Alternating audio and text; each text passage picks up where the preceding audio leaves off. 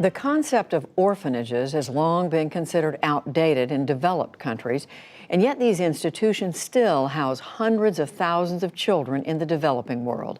And surprisingly, most of these children are actually not orphans. Special correspondent Fred de Sam Lazaro reports from Cambodia as part of his series, Agents for Change. 6-year-old Makara Reith spent 3 months in an orphanage in Battambang, Cambodia, but on this day, his mother's fingerprint made it official. He was going home. There, a counselor waited in welcome with toys for Makara and his siblings. I'm happy that I can see my mom and my sister and my brother. Makara was one of thousands of Cambodian children who live in facilities commonly called orphanages here. Like him, the vast majority are not orphans. Neither parents nor the facilities are looking to offer the children for adoption. Parents, many in dire poverty, are easily convinced to place their children in so-called residential care facilities, says Jetapon, co-founder of a non-profit called the Cambodian Children's Trust. Most of them think that in an orphanage, the child will have a better life with access to food, education, and medical care. Now, Makara and his mother, Minya Norn, are part of an effort by several aid agencies working with Cambodia's government to return children to their families. I feel like I have my child closer to me. Now I feel happy. Happy that she now has all 3 children together, but this was a day of mixed emotions. Guilt for sending her son away, worry about the future. She's single and has no formal education. My life has been very difficult. We just survive day to day.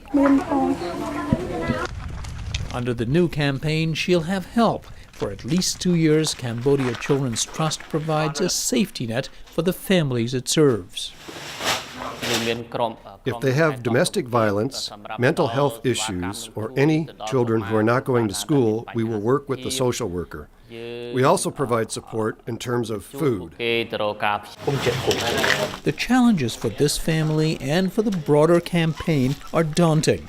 It begins with the image Cambodia cannot seem to shake of the Khmer Rouge genocide, its 2 million victims, displayed in museums, immortalized by Hollywood.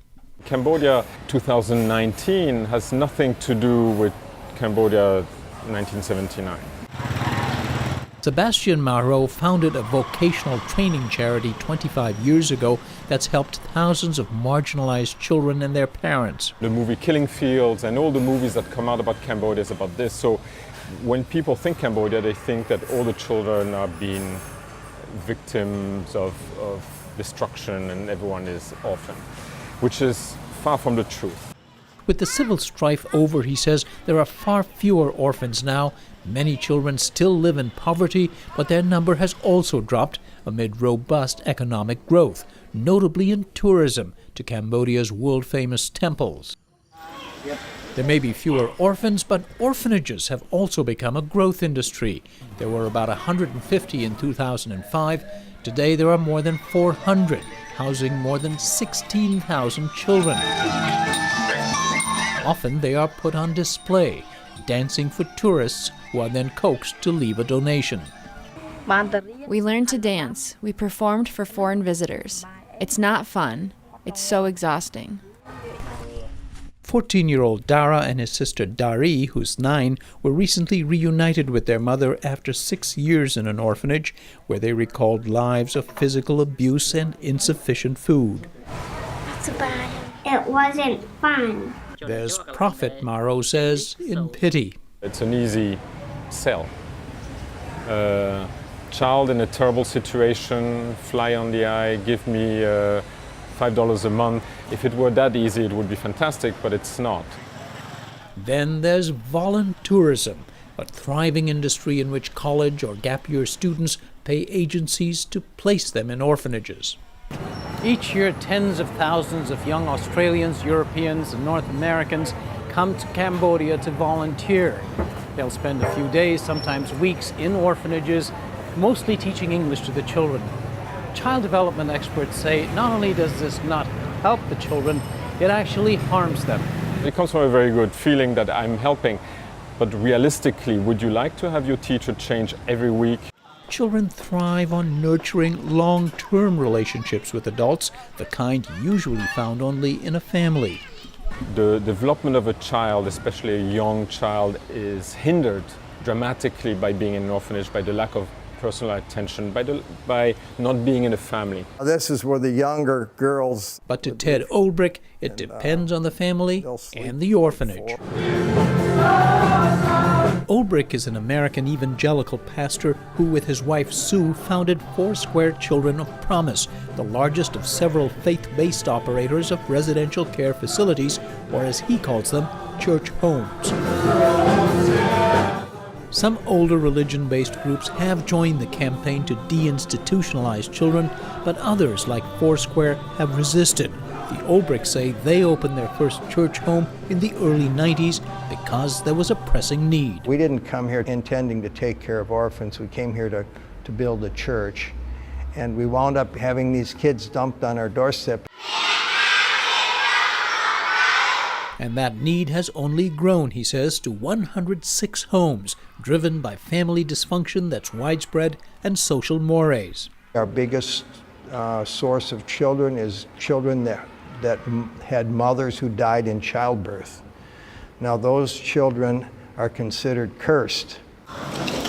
Widows are also marginalized in Cambodia, he adds, and they are brought in to staff their facilities.